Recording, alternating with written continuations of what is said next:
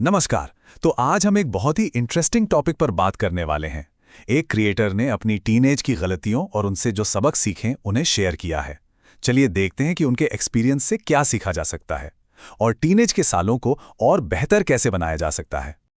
और देखिए, इस विश्लेषण की शुरुआत ही एक बहुत ही दमदार और सच कहूं तो रिलेटेबल बात से होती है।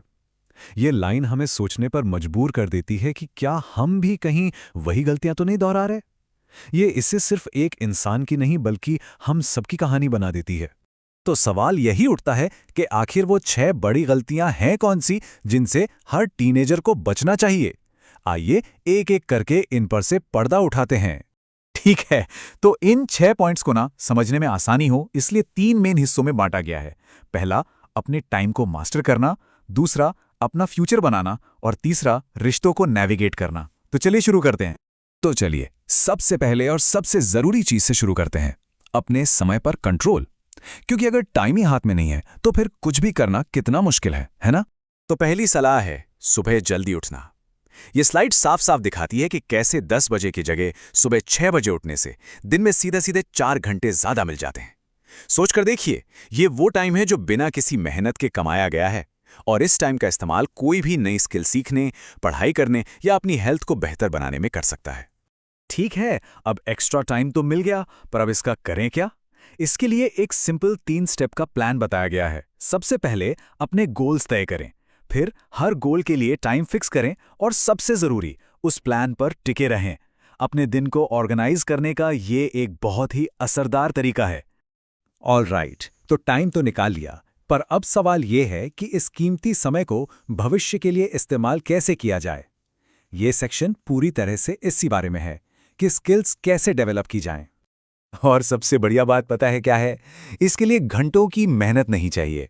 सुझाव यह है कि हर दिन सिर्फ 1 से 3 घंटे एक नई स्किल सीखने के लिए निकालें। यह दिखाता है कि छोटी छोटी शुरुआत से भी कितना बड़ा बदलाव लाया जा सकता है। लेकिन स्किल से मतलब क्या है? यहां बात किसी भी ऐसी प्रैक्टिकल स्किल की हो रही है जो आगे चलकर फाइनेंशियली इंडिपेंडेंट बनने में मदद कर सके, जैसे कि कोडिंग, डिजिटल मार्केटिंग या कोई भी क्रिएटिव आर्ट। अब ये जो बात है ना, ये एक बहुत ही पर्सनल और ईमानदार कन्फेशन है। क्रिएटर अपने गेमिंग पर बिताए हुए समय पर अफसोस जता रहे हैं। ये हमें सोचने पर मजबूर करता है कि कहीं हम भी अपना टाइम ऐसी चीजों पर तो नहीं लगा रहे हैं जिनका लॉन्ग टर्म में कोई फायदा नहीं है। और ये स्लाइड बताती है कि ऐसा क्यों कहा जा रहा है। तर्क ये है कि गेमिंग जैसे फील्ड्स में कंपटीशन बहुत बहुत ज़्यादा है और सक्सेस का चांस कम। वही टाइम अगर किसी दूसरी स्किल को सीखने में लगाया जाए तो वहाँ सक्सेस के मौके कई ज़्यादा हो सकते हैं।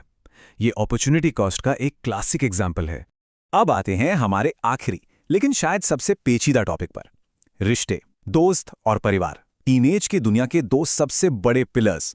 दोस्तों को लेकर सलाह बहुत सीधी साधी है। क्वालिटी ज्यादा जरूरी है, क्वांटिटी नहीं। मतलब 1 या 2 सच्चे भरोसेमंद दोस्तों का एक छोटा सा सर्कल रखना कहीं बेहतर है, बजाय इसके कि बहुत सारे दोस्त हों। बाकियों के साथ एक हेल्दी डिस्टेंस बनाए रखना अच्छा होता है। अब ये एक ऐसा स्टेटमेंट है जो शायद थोड़ा चौंकाने वाला लगे। परिवार कभी दोस्त नहीं हो सकता। सुनने में ये थोड़ा कठोर लग सकता है, लेकिन इसके पीछे एक गहरा मतलब छुपा है जिसे समझना बहुत जरूरी है। तो इसका असली मतलब क्या है? बात परिवार की बेइज्जती करने की बिल्कुल नहीं है, बल्कि ये 15 साल की उम्र के बाद सेल्फ डिपेंडेंट बनने के बारे में है। बहुत ज्यादा निर्भरता किसी को कमजोर बना सकती है और उसकी पर्सनल ग्रोथ को रोक सकती है। इसलिए रिश्तों में रोल्स को क्लियर रखना जरूरी है। तो हमने काफी कुछ सीखा है ना? चलिए इन सभी 6 जरूरी सबकों को एक साथ शॉर्ट में देख लेते हैं। तो ये है वो 6 कदम जो एक बेहतर टीनेज की नींव रख सकते हैं। टाइम बनाना और उसे मैनेज करना, सही स्किल में इन्वेस्ट करना और हेल्दी बाउंड्रीज के साथ रिश्तों को संभालना। ये सब कुछ आपस में जुड़ा हुआ है। और आखिर में ये याद रखना बहुत जरूरी है कि ये सिर्फ सलाह है। असली ताकत तो हर किसी के अपने हाथ में है। ये जिंदगी आपकी है और इसे कैसा बनाना है ये फैसला भी आपका ही है। और इसी सवाल के साथ हम आज की ये बातचीत खत्म करते हैं। इस पूरे विश्लेषण के बाद ये सोचने वाली बात है कि किसी भी टीनेजर के लिए वो एक सबसे पावरफुल बदलाव क्या हो सकता है। इसे देखने के लिए धन्यवाद।